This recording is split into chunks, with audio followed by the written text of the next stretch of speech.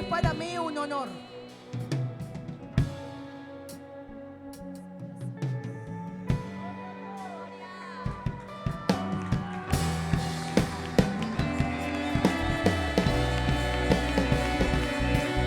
Presentar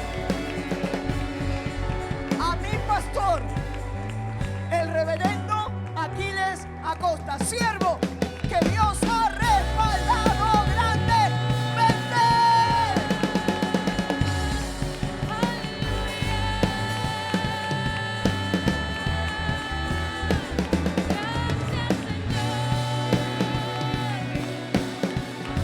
Gloria a Dios. Bueno, un abrazo a todos desde aquí, hermanos. Tomen sus asientos, por favor. Damos gracias al Señor de estar acá. Muchos de ustedes no saben en nuestra trayectoria. Yo nací en Cuba. A los 13 años, mis padres me enviaron a España porque era de la única manera salir del comunismo de Cuba.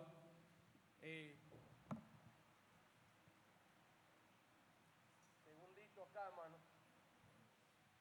En una iglesia una vez que fui a predicar, una señora me regañó fuerte y me dijo: usted es muy escrupuloso. ¿Por qué usted le pone una servilleta al micrófono del pastor? ¿Será que usted no quiere tocar donde él toca?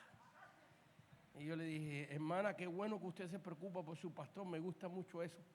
Pero el problema mío es que me suda mucho la mano y le pongo una servilleta.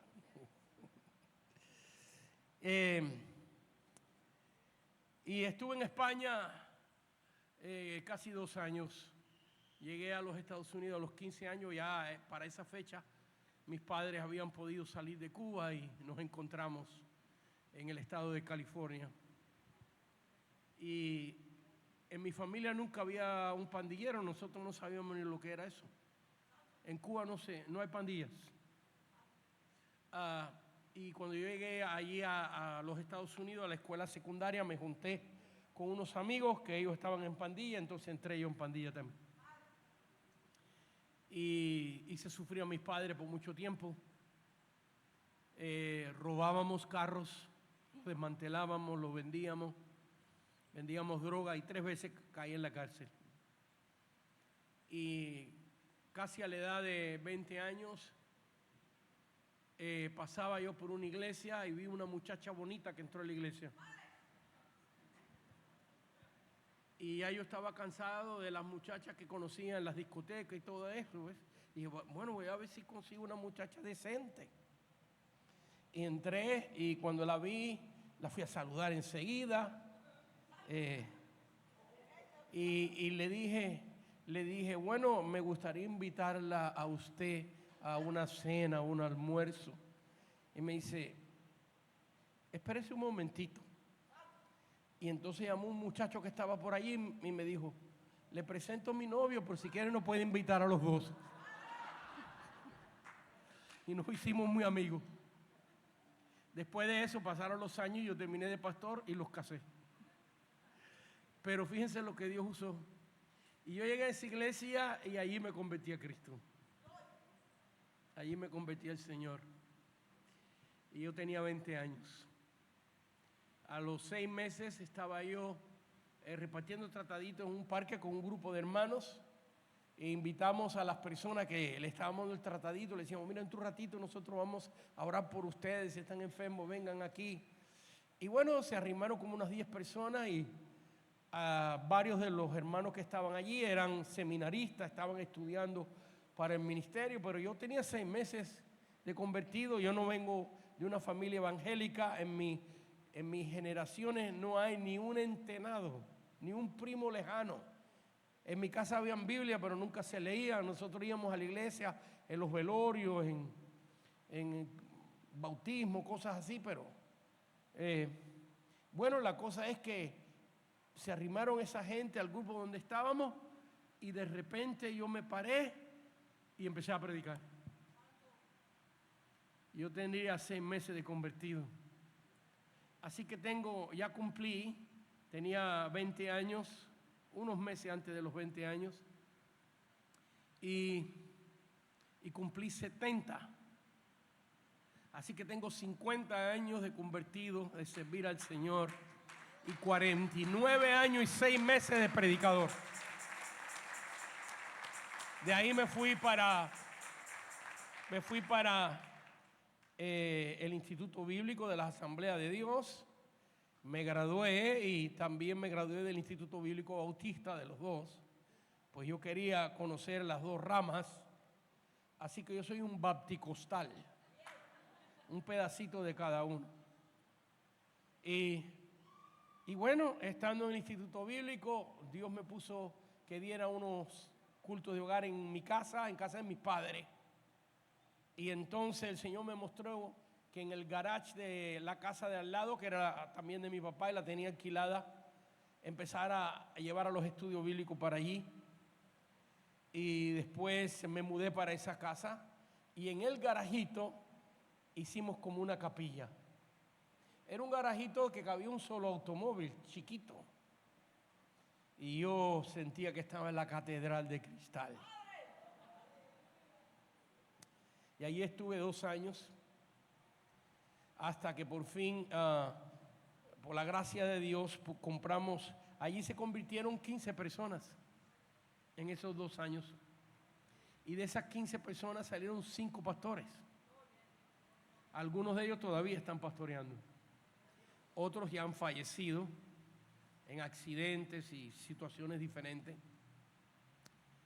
Pero Dios es bueno. Y en estos 50 años, bueno, ha sido una trayectoria de mucha bendición. En ese lugar del este de Los Ángeles, allí la pastora Mirte, el pastor Darío, el pastor Max nos fueron a visitar. Y allí comenzamos a entrenar obreros y a levantar obras. Y Dios nos concedió ser la cobertura de obras en México, en El Salvador, en Colombia, en Nicaragua, en Argentina, en Cuba y en Grecia y en otros lugares. Cuando entregué el pastorado había más de 400 iglesias bajo nuestra cobertura. Y bueno, las cosas, Dios tiene su forma de hacer las cosas, y hay veces que no es el Señor sino somos nosotros. Pero gracias a Dios que Dios en su misericordia nos ayuda y nos respalda, aun cuando, no sé si aquí en la Argentina se conoce lo que es meter la pata. Aun cuando cometemos errores nosotros, Dios en su misericordia nos bendice, nos levanta. Y bueno, aquí estoy y le doy gracias a Dios por ustedes, que han sido una bendición para mí.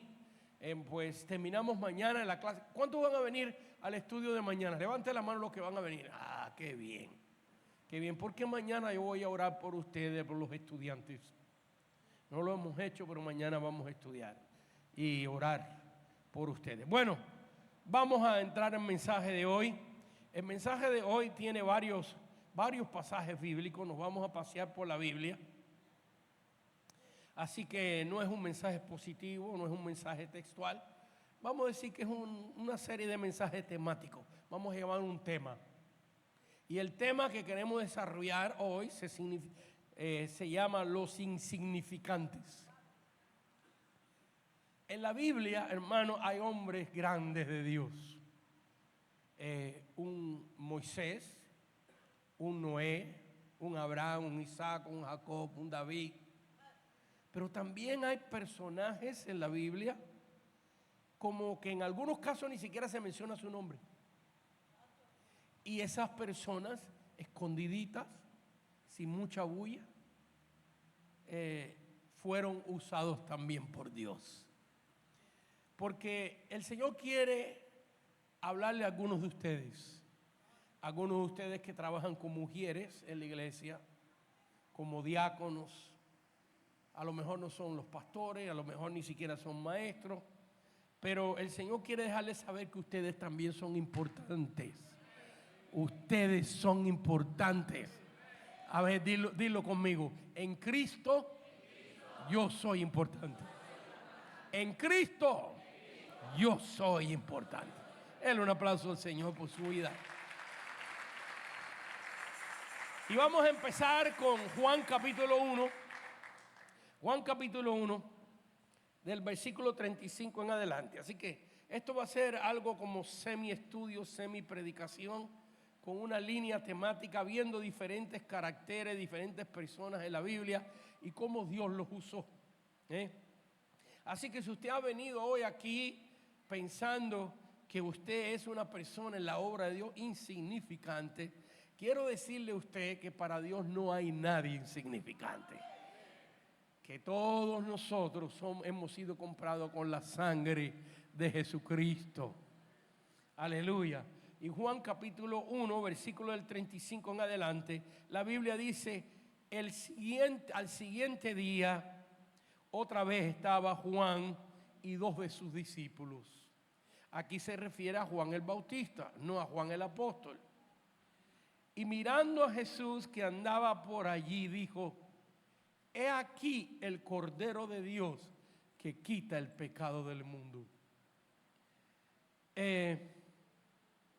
Qué tremendo está esto, porque desde los tiempos de la ley, 1500 años antes de Cristo, por 1500 años, para usted recibir salvación, el sumo sacerdote tenía que hacer un sacrificio de holocausto.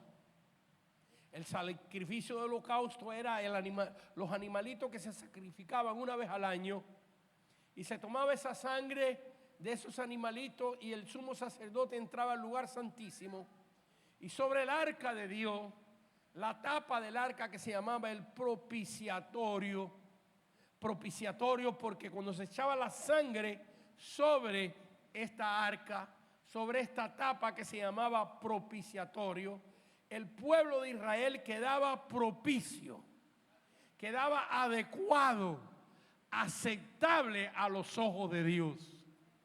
Y por 1500 años, si usted o alguien que vivía en aquellos tiempos, debo de decir, quería ser salvo, quería tener paz con Dios, tenía que hacer sacrificios para mostrar su arrepentimiento, y los sacerdotes tenían que continuamente ofrecer ese sacrificio de holocausto una vez al año, pero a través del año las personas ofrecían sacrificio para el perdón de sus pecados personales, porque el sacrificio del holocausto era un sacrificio para el perdón colectivo de la nación, pero cada individuo ofrecía sacrificios para recibir el perdón de Dios.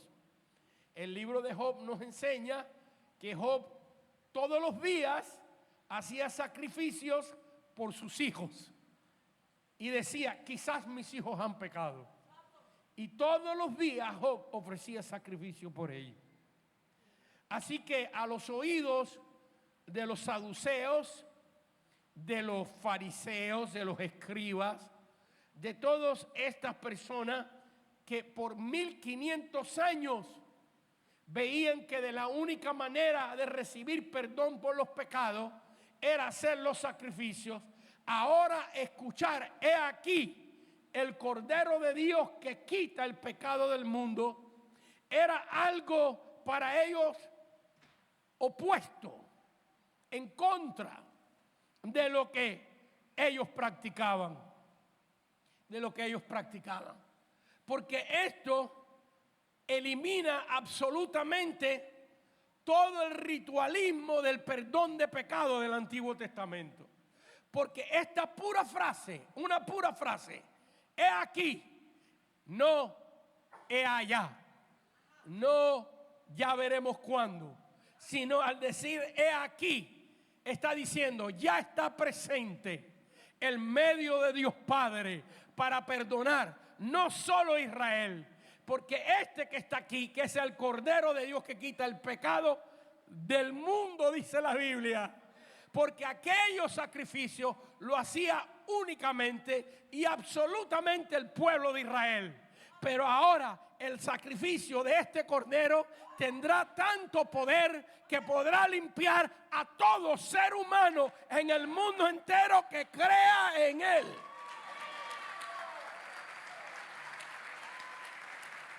¡Qué tremendo! Y la prueba de eso es que usted está aquí.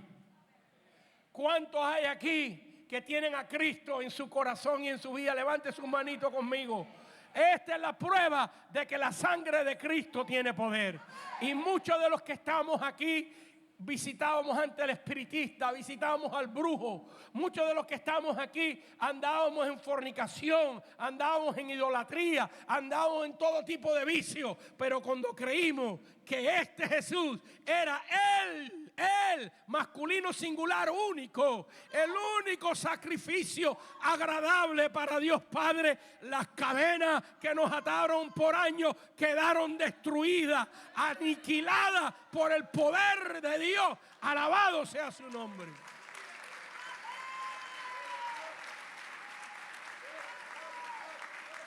He aquí el Cordero de Dios que quita el pecado del mundo. Qué tremendo. Y le oyeron hablar los dos discípulos y siguieron a Jesús. Que este cuadro, cuando lo leo en la Biblia, ver a Jesús, Dios encarnado, antes de encarnarse, rodeado de ángeles en los cielos y con la presencia continua del Padre. Y ahora está en la tierra solo en el sentido de que no tiene a nadie, no tiene ningún discípulo todavía. Y yo cuando leo este pasaje me da tristeza. Yo quisiera ir en el tiempo hacia atrás para estar allí, para pegármele al Señor. Porque se me hace imposible que el Señor no tenga a nadie, solito. Y estos son los dos primeros discípulos que se le pegan, que eran discípulos de Juan. Y lo oyeron hablar los dos discípulos, versículo 37, y siguieron a Jesús. Y volviéndose Jesús y viendo que le seguían, les dijo: ¿qué buscáis? Y ellos le dijeron: Rabí, que traducido es maestro, ¿dónde moras? Y él le dijo: venid y ved. Y fueron y vieron dónde moraba, y se quedaron con él aquel día, porque era como la hora 10:00, las 4 de la tarde. Andrés, y aquí vemos al primer insignificante. Andrés, hermano de Simón Pedro, era uno de los que habían oído a Juan y habían seguido a Jesús.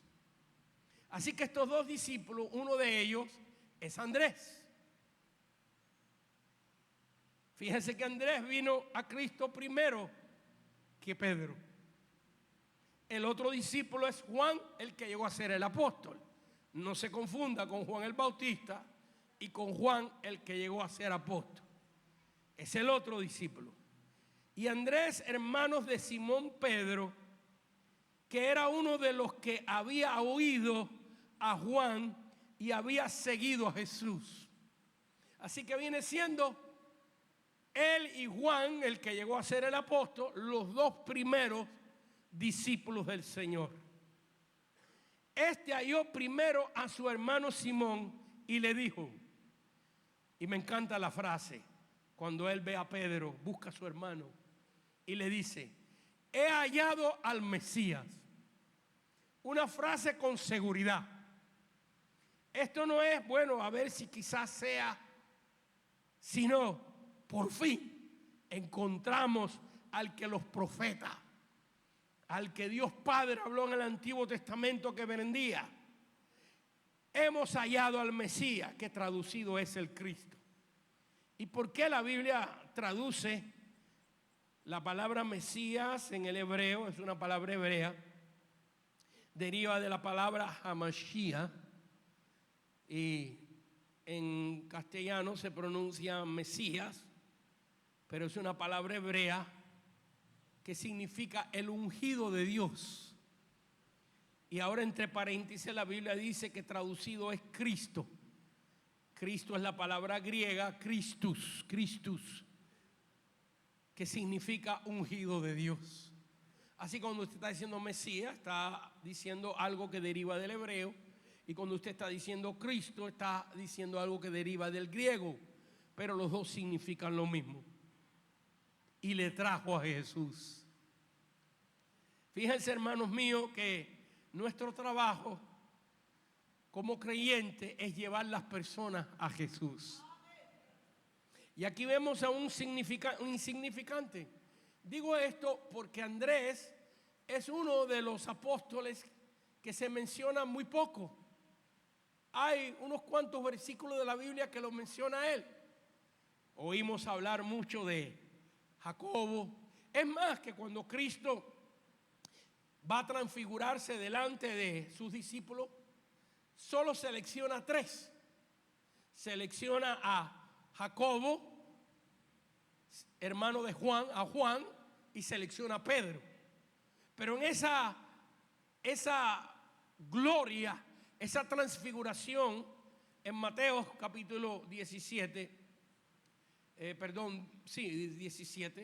esa transfiguración que Cristo hace, Andrés no es invitado. Y eso muestra la madurez de Andrés, porque hay gente que hay veces que cuando no son invitados se enojan. Y dicen, pero tanto que he trabajado y ahora no me invitan a mí. Pero cuando yo leo ese pasaje veo la madurez de Andrés, de entender que si Dios llama a ciertas personas para cierto trabajo, Él sabe lo que está haciendo. Y vemos aquí, hermanos míos, que para que hubiera un Pedro, tuvo que haber un Andrés. Gracias. Para que hubiera un Pedro, tuvo que haber primeramente un Andrés. Usted no sabe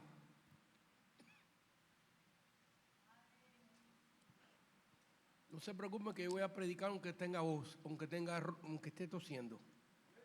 Yo no vine de tan lejos, así que usted tranquilo, no le haga caso a la tos. Así que miren, hermano, Andrés fue el que llevó a Pedro a los caminos del Señor. Usted no sabe, hermanos míos, lo que Dios puede hacer contigo cuando usted le habla a otra persona de Cristo, porque usted no sabe lo que Dios va a hacer con esa vida. A mí me tocó pastorear una hermana salvadoreña que ella solamente había hecho un 2º y 3er grado y casi no sabía leer, pero era una hermana fiel, congregaba sin fallar, amaba al Señor, era ujiera en la iglesia, y Dios le abrió una puerta para trabajar en una casa en la ciudad de Beverly Hills, donde están los billonarios allá en el área de Hollywood, porque los billonarios no viven en Hollywood, viven en Beverly Hills y en Malibu, en la playa de Malibu. Ella trabajaba allí de lunes a sábado y el único día que tenía libre era el domingo. Ella vivía en la casa de Beverly Hills. Un día yo fui a visitarla y la casa de huéspedes donde ella vivía era 3 veces más grande que la casa donde yo vivía. Y ella, su trabajo era limpiar las casas y sobre todo atender los niños de una señora que era afroamericana, pero era jueza, era un juez en las cortes de Beverly Hills. Y su marido era doctor. Él era de raza blanca, doctor en la ciudad de Beverly Hills, millonarios. Y la hermana no sabía ni leer. Pero pasaron los años y ella crió a los niñitos. Y un día, cuando el niñito tenía como 12 años, estaban almorzando o cenando. Y el niño le dice a su papá y a su mamá: papá y mamá, ¿por qué ustedes cuando comen no dan gracias al Señor? Porque la hermana crió a esos niños y los enseñó a orar y hasta le enseñó español y hablaban los niños español y leían la Biblia con ella y el muchachito aceptó a Cristo. Y ese niño, traído a los pies de Cristo por una persona casi analfabeta, fue el instrumento que se entregara a Cristo la jueza de Beverly Hills y el doctor de Beverly Hills. Y hoy en día ese niño creció y se hizo un hombre y es un pastor en la ciudad de Los Ángeles. Y allí congregan su papá y su mamá. Y es una de las iglesias que está llena de doctores, de jueces, de abogados, porque una hermanita que limpiaba la casa compartió el evangelio, porque este evangelio tiene tanto poder que es capaz de convertir el alma del pecador más grande, pero también de los doctores y de los abogados. Gloria sea su nombre. Un insignificante.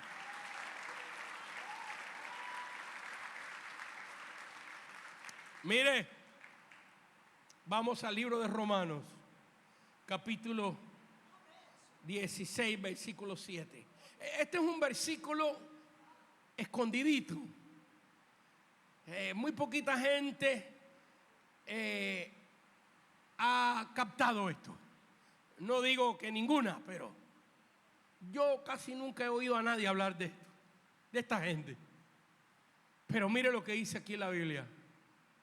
El apóstol Pablo, escribiendo a los romanos, a personas que están en Roma, él les escribe, suponiblemente ya preso, dice: saludar a Andrónico. ¿Usted ha oído hablar de Andrónico alguna vez?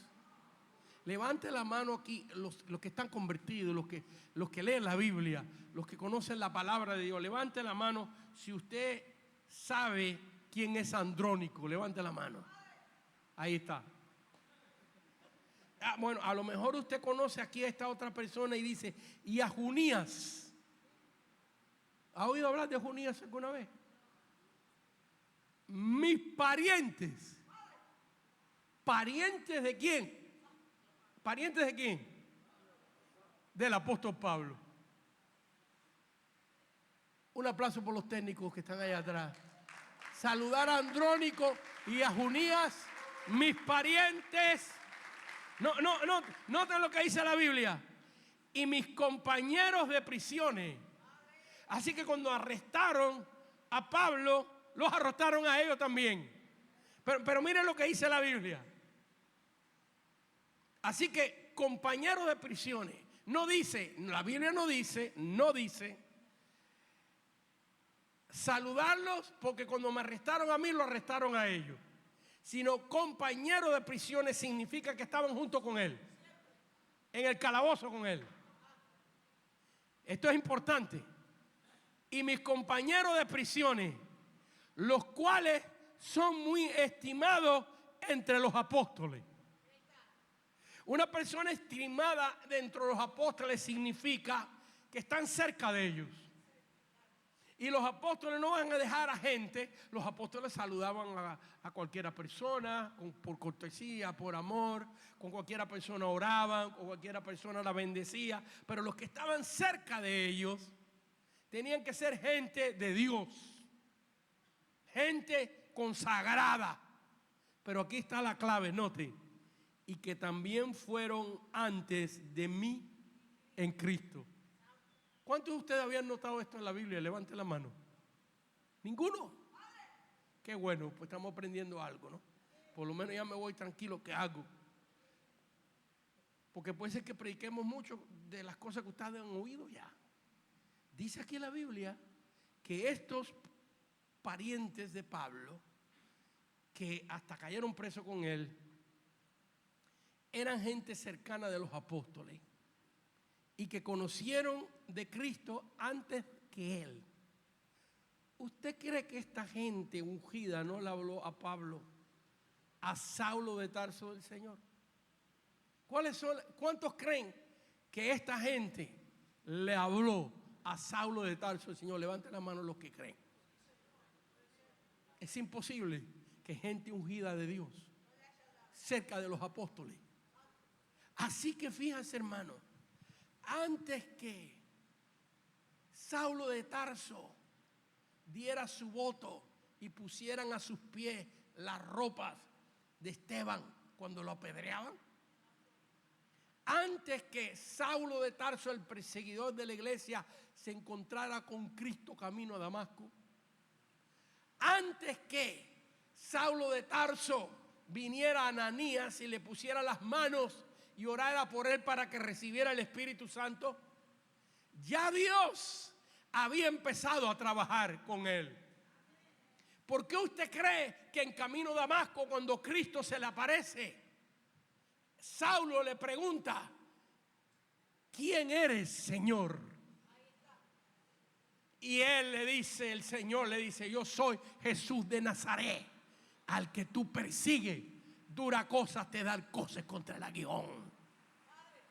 ¿Por qué? Porque aunque Saulo de Tarso no se convirtió cuando su familia le habló del Señor, pero Dios usó a su familia para ser el principio, para ser el que rompiera el hielo.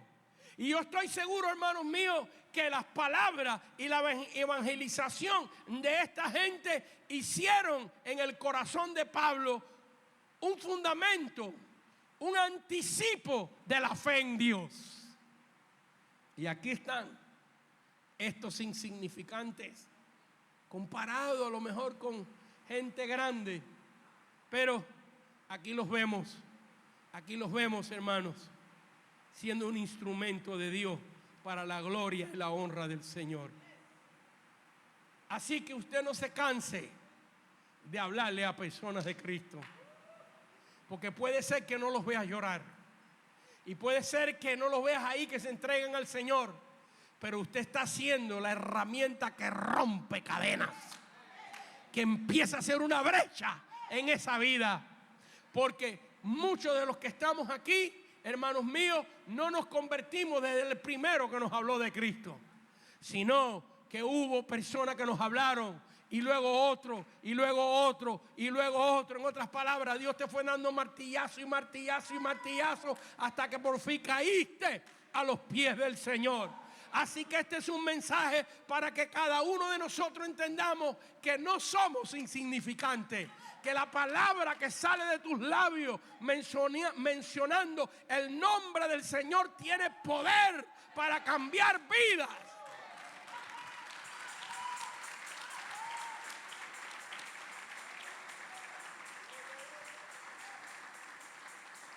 Qué tremendo.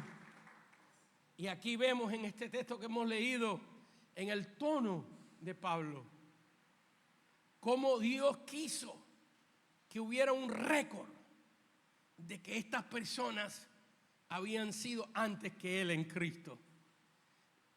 Y cuando leemos este versículo ahí, en el vocabulario impregnado con letras, vemos, hermanos míos, el tono de amor, de agradecimiento, de que en la vida de él hubieron personas, familiares, que oraron.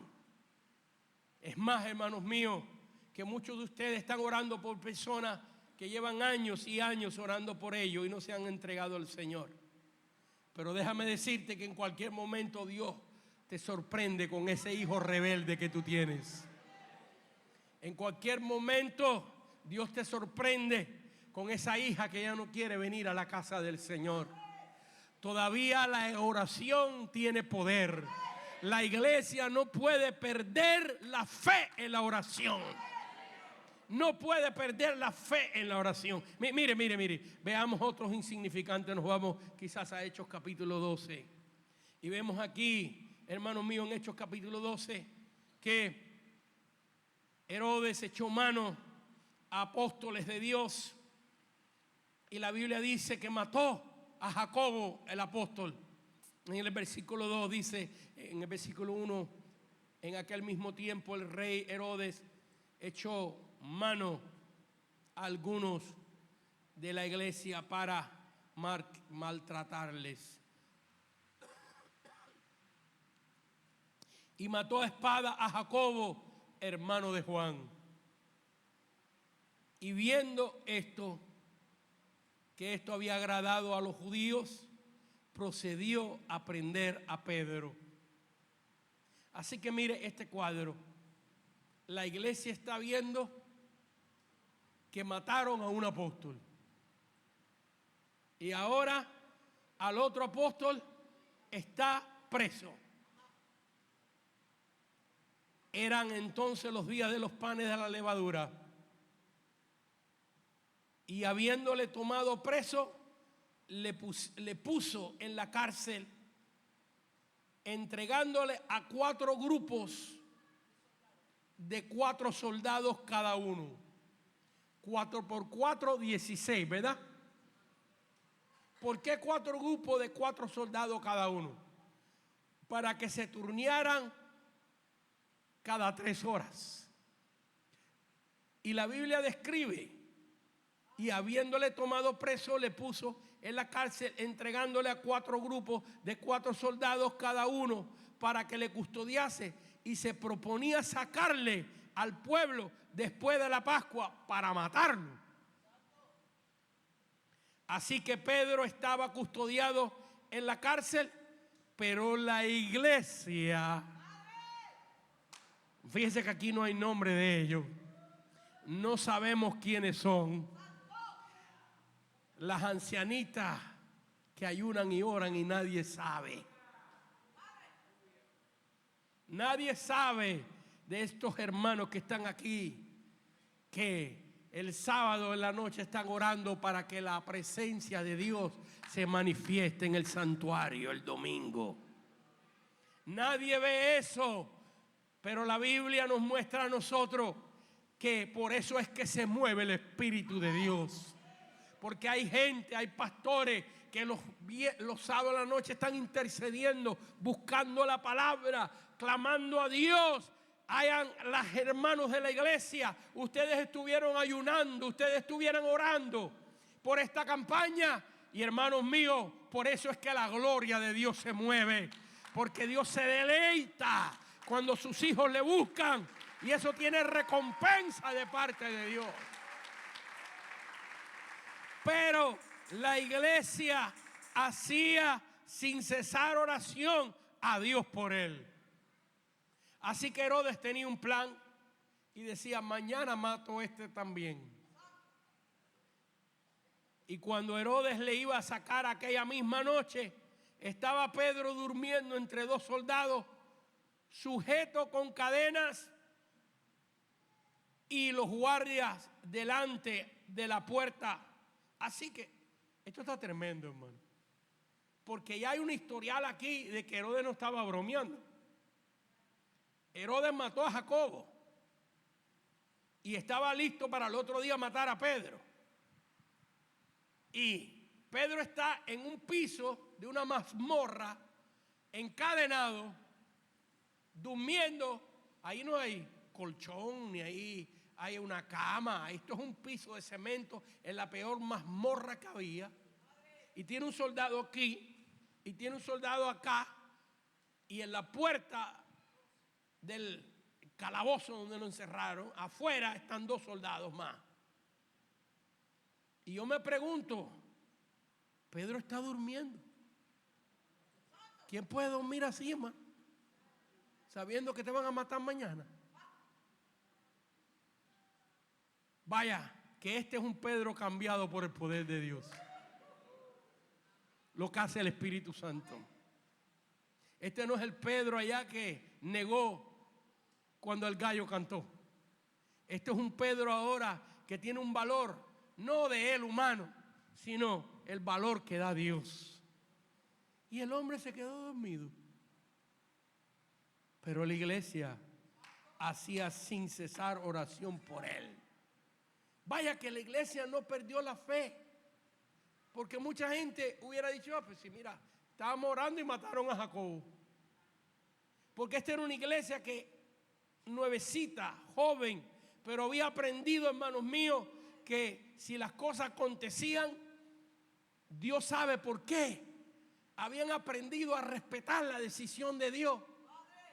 Era para que estuvieran. No, si mataron a Jacob, ¿para qué seguimos orando? Vamos para la casa, que se acabe esta iglesia, que se acabe todo. Ya yo no voy a la iglesia porque le oré a Dios con fe para que el Señor sanara a mi esposa del catarro y no se sanó. Todavía está tosiendo. Dios tiene poder para sanar cánceres, para las enfermedades más horribles que hay. Pero si no lo sana con todo y eso, nosotros seguimos adorando a Dios y glorificando. Sabemos que Dios tiene un plan con todo. Así que vemos aquí, hermanos míos, que la iglesia no perdió la fe en la oración. Usted en su caminar con Dios va a ver muchos casos que no entendemos. A mí me ha tocado ir a orar en un hospital por personas que todos los doctores dicen que le queda poco, que reúnen a la familia y le dicen, mire, si ustedes quieren hay que desconectarlo de estas mangueras y de estos sueros, porque ya no podemos nada, no podemos hacer más nada por él. Y a mí me ha tocado ir a orar por él y no he sido el único, han ido otros pastores y otras personas. Y al otro día, Dios, esa persona amanece casi sana. Y dentro de 2 o 3 días lo están despidiendo del hospital. Y también hemos visto casos de personas fuertes y saludables y que me vienen y me dicen, cayó muerto, porque esto está en las manos de Dios. Pero usted, hermanos míos, no puede dejar que ninguna de esas cosas debiliten su fe. Así que vemos aquí gente que está orando y clamando a Dios y que Dios los oye. Y que ahora las cadenas de la mano de Pedro se rompen. Y las puertas de hierro, dice la Biblia, de hierro, léase cuando tenga tiempo el resto del milagro, se abren. Y que, oye, si una puerta de hierro se abre, ¿usted cree que le estaban echando aceitito todo el tiempo para que no haga bulla a la puerta de la mazmorra? Las cadenas que se rompen cuando caen al piso hacen bulla. Pero sin embargo, la Biblia dice que Dios cegó a los soldados que estaban allí. Oye, esto no es cualquier milagrito. Pero fíjense que este milagro no aconteció por el poder de Dios en la vida de Pedro. Porque sabemos que Pedro, la sombra de él, sanaba a los enfermos. Pero aquí está claro cuál fue, hermanos míos, el poder de este milagro. Pedro no lo vemos orando. Está durmiendo, pero no está orando. Sino que los que están orando es la iglesia. Así que se levante aquí un grupo de oración de poder, hermanos míos, que crea que todavía Dios oye la oración de sus hijos y que Dios contesta con prodigios y milagros y bendiciones de Dios. Den un aplauso al Señor.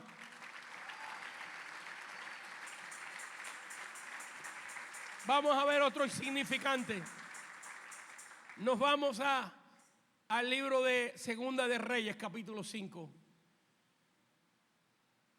Segunda de Reyes, capítulo 5. Y dice la Biblia, Naamán, general del ejército de Siria, era varón grande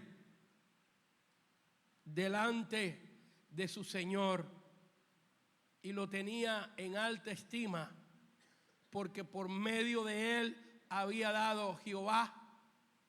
Eso está tremendo, que Dios ayudaba a Naamán, un idólatra. ¿Ves que hay misterios que no entendemos? Pero Dios sabe.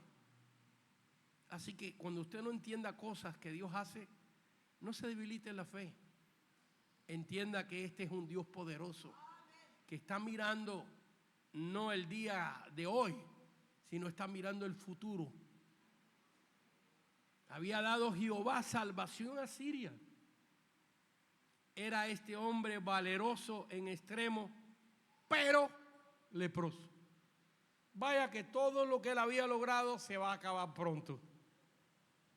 De Siria habían salido bandas armadas y habían llevado cautiva a la tierra de Israel una muchacha.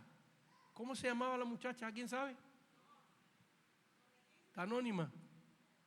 Ve, una insignificante. La cual servía a la mujer de Naamán. Esta dijo a su señora, fíjese que no se lo dijo a Naamán, se lo dijo a su señora, porque aquí en este pasaje hay una cadena de transmisión. La muchachita le dice a la señora: si rogase mi señora al profeta que está en Samaria, él lo sanaría de su lepra. Mira para allá qué responsabilidad le echaron al siervo de Dios.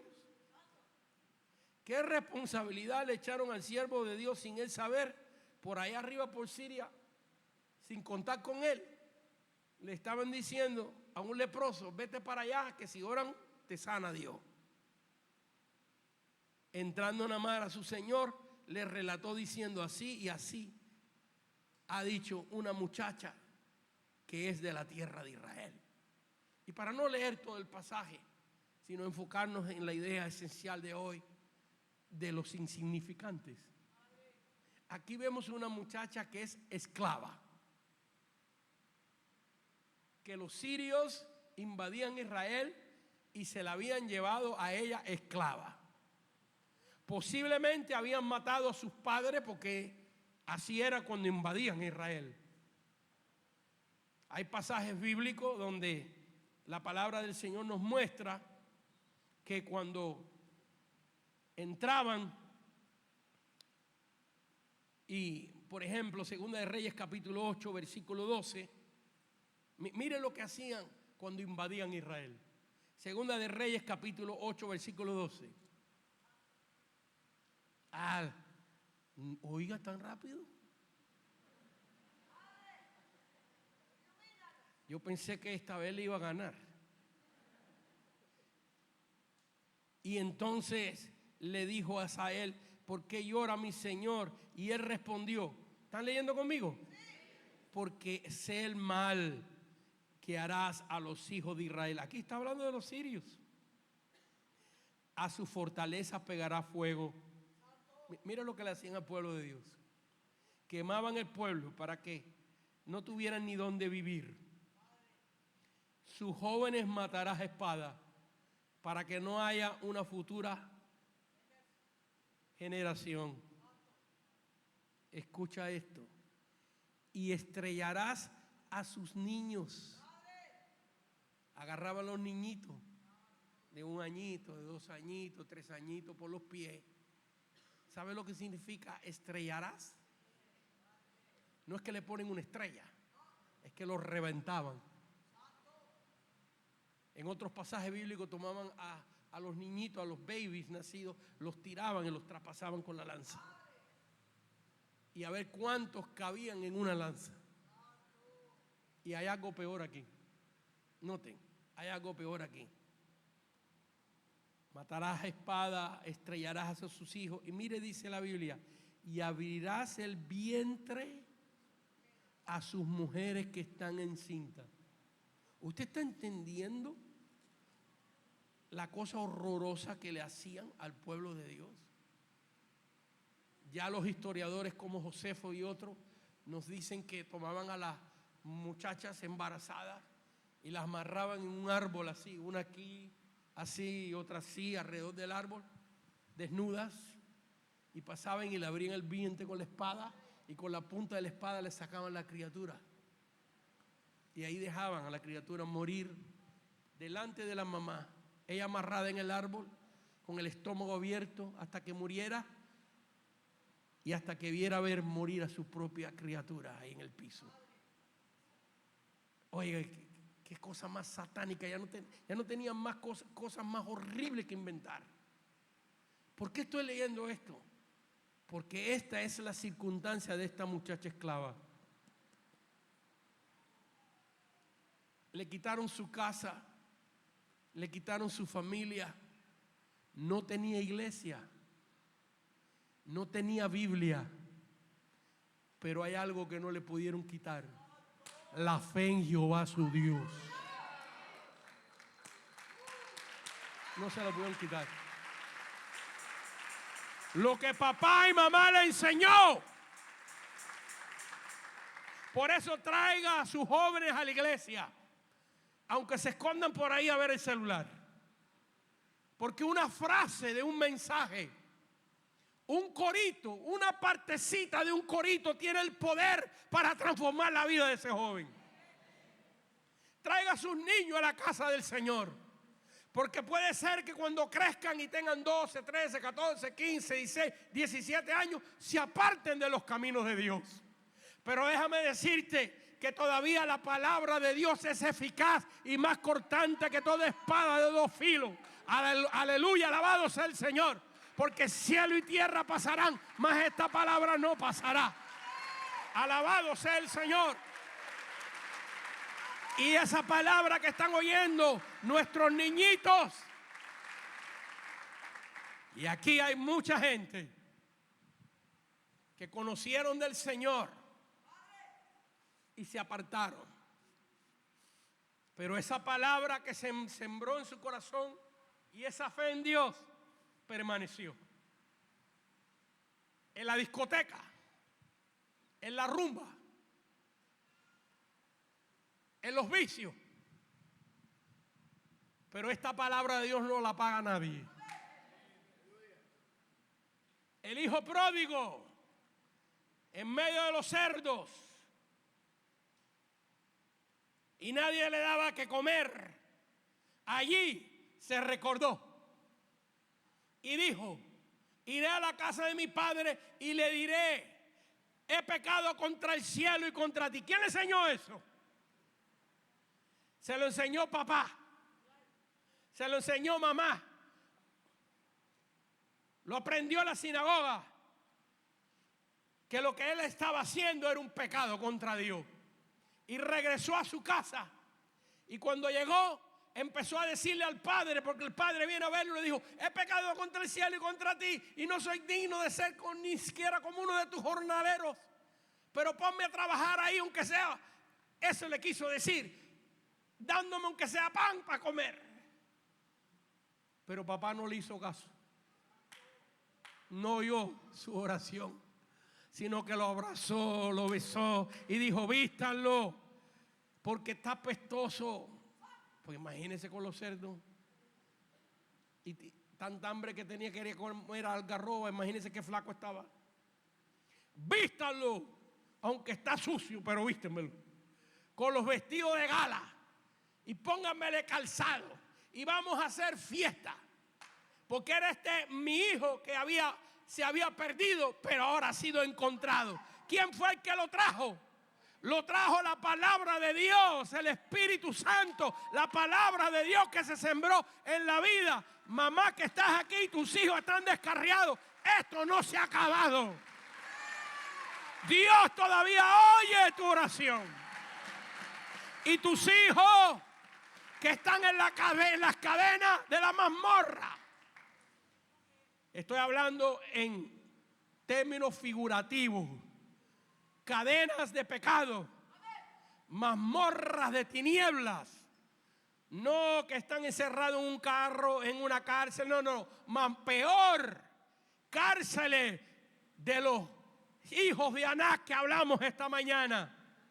Pero déjame decirte que la oración tuya tiene más poder que las cadenas del diablo.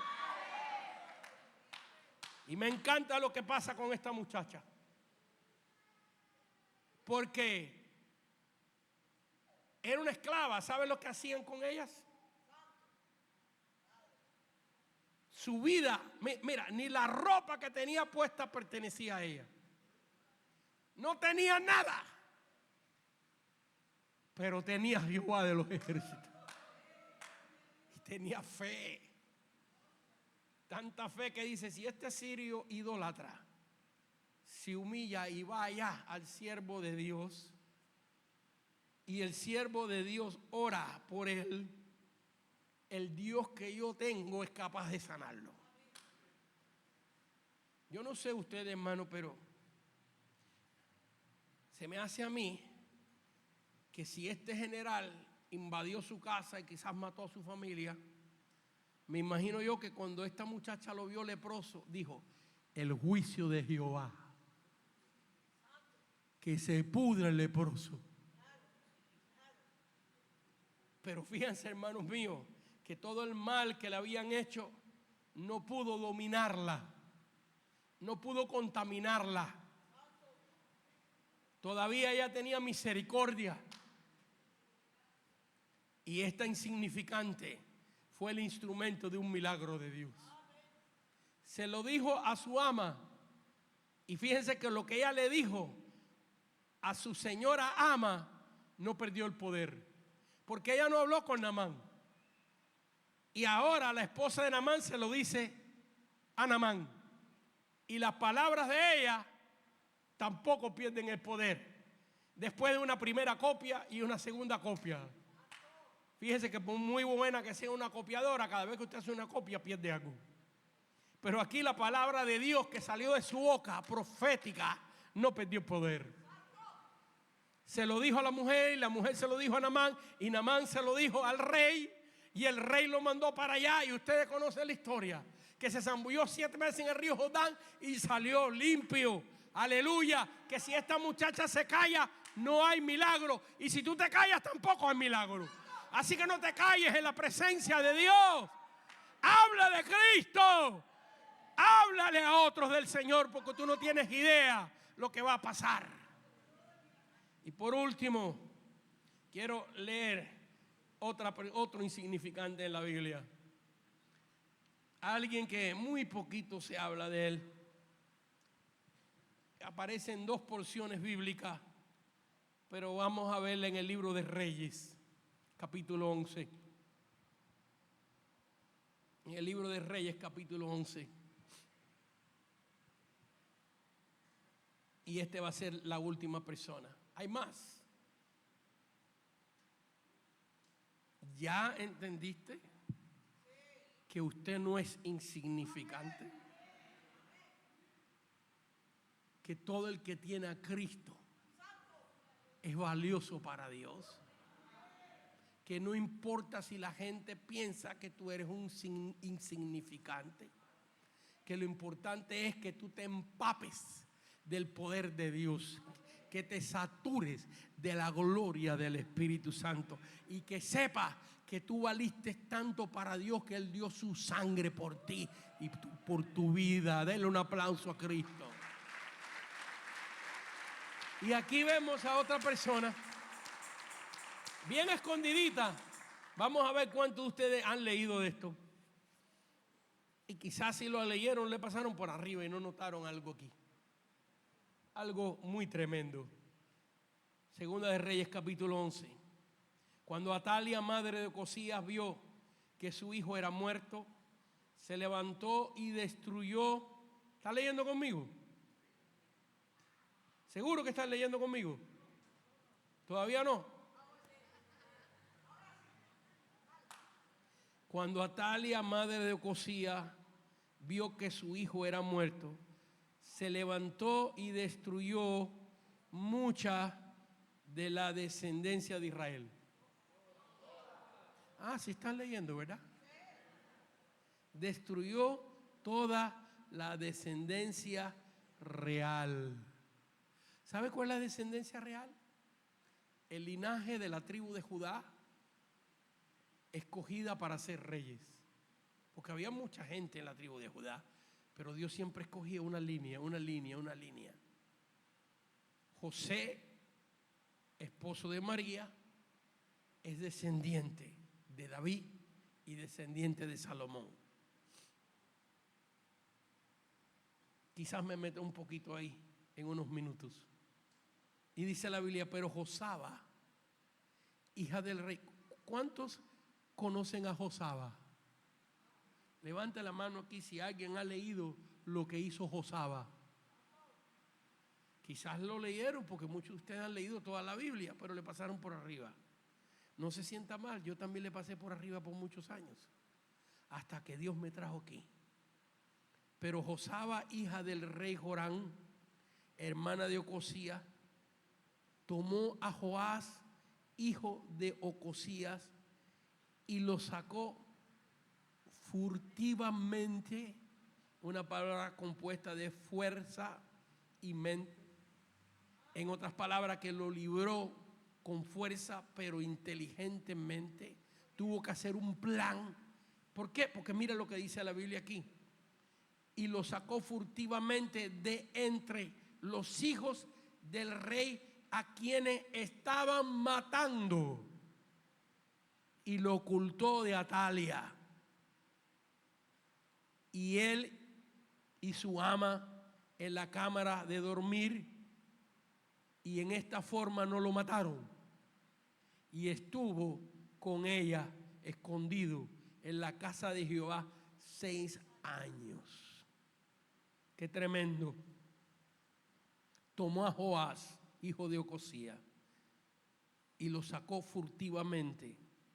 Yo me metí a estudiar esto cuando prediqué de esto hace muchos años, y para saber los detalles, porque la Biblia nos da poquitos detalles.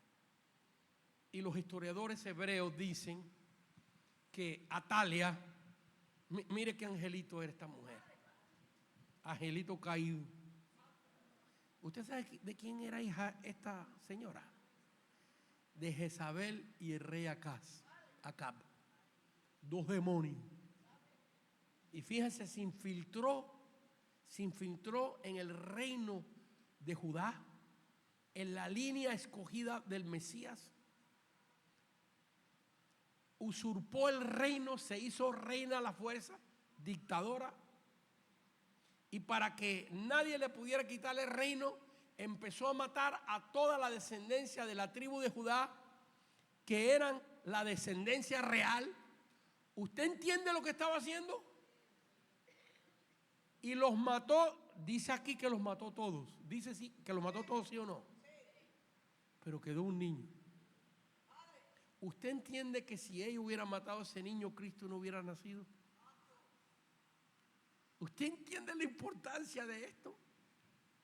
Que en la vida de esta criatura estaba jugándose la eternidad de tu alma.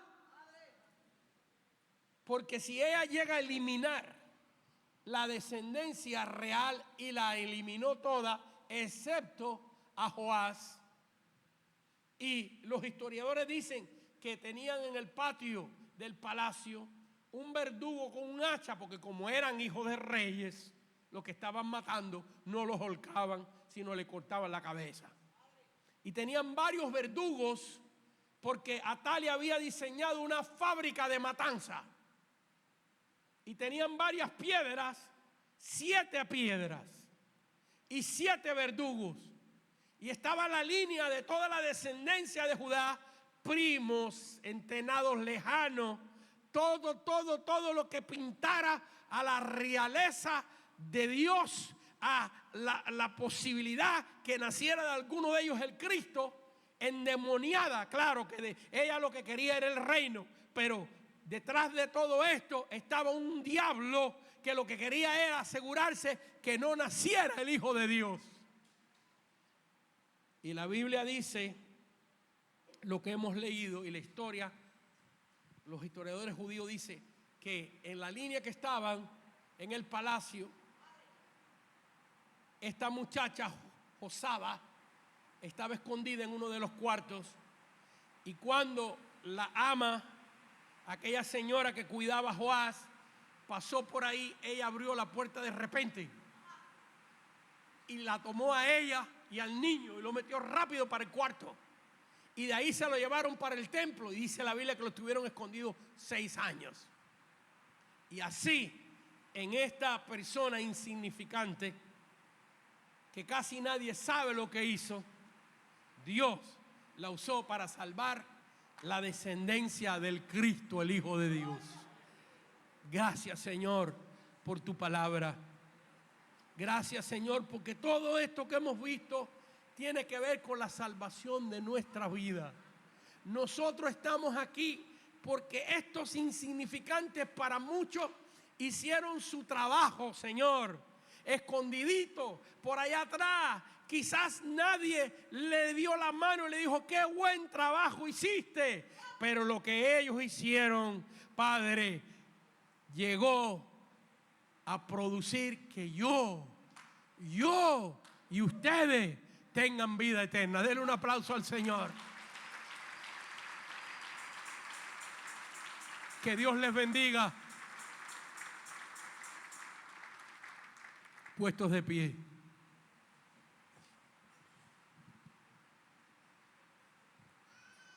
Yo quiero orar hoy por personas que piensan que tú no eres capaz de poder servir a Dios.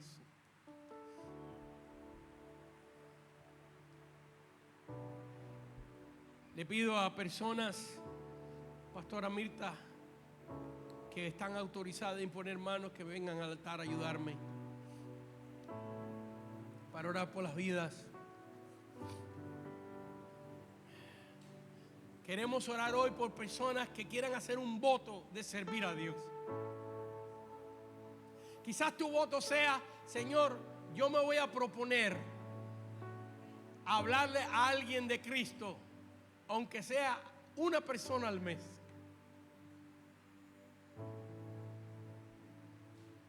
A ver,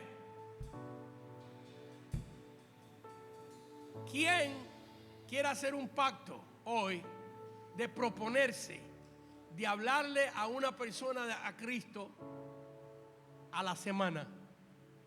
A la semana. Levante su mano. Levante su mano. No tenga temor. Ve, si usted levanta la mano y hace ese pacto con Dios, Dios te va a dar las palabras. Bajen sus manos. Quizás a alguno de ustedes se le hace difícil hablarle a una persona de Cristo una vez a la semana. Pero ¿quién hace ese pacto de hablarle a alguien de Cristo por lo menos en 2 semanas? Levante la mano. Diga, ok, eso sí puedo hacer. ¿Y quiénes hacen ese pacto de hablarle a alguien de Cristo, aunque sea una vez al mes? Levante la mano. Levante la mano aquí. Usted tenga fe. Usted dígale a su amiga, a su compañero, yo quiero hablar algo de ti. Mira, yo quiero que tú sepas que cuando yo leo la Biblia yo siento alegría, siento gozo. Dígale algo y usted va a ver cómo Dios va a fluir. Ahora esas personas que han hecho ese pacto, yo quiero que pase aquí al frente, que vamos a orar por ti. Por una semana, por 2 semanas, por un mes, por una vez al mes. Y vamos a orar para que Dios prepare. Yo le voy a decir cómo hacer esto. Yo quiero que usted, esos que le van a hablar a alguien una vez por semana, una persona que usted diga, yo quiero en esta semana hablarle a alguien de Cristo. Y usted va a ver que Dios te va a poner 2. ¿Cuál es la estrategia aquí? Usted va a agarrar un papel y lápiz y va a escribir nombres de las personas que usted quisiera hablarle del Señor. Y todos los días usted se va a tomar 1 minuto o 2 y usted va a poner esa lista con los nombres de las personas que usted quiera hablarle del Señor, aunque sea uno a la semana o los que hicieron el pacto, uno en 2 semanas o uno en un mes. Usted va a estar orando por todos esos nombres, poniéndole la mano, orando, aunque sea unos minutitos, porque yo no le quiero dar una carga que usted no vaya a hacer. Yo quiero que usted haga esto. Señor, Pancracio el carnicero, yo quiero que tú me abras la puerta. Mira, la puerta se abre así. Que Dios le bendiga. Me enteré, Pancracio el carnicero, me enteré que tu esposa está enferma. ¿Me permite que oremos por ella?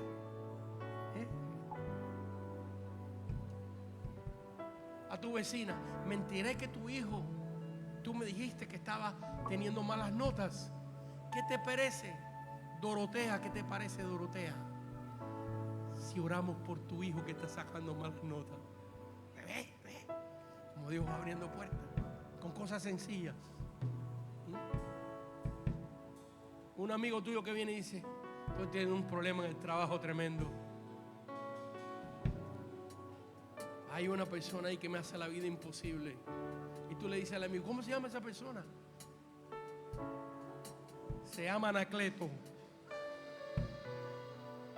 ¿Qué te parece si oramos por él? ¿Ves qué fácil? Y ahí empieza la conversación. ¿Y sabe qué va a pasar aquí? Que van a tener que poner 3 cultos, porque Dios va a empezar a salvar almas. Eso es lo que va a pasar aquí.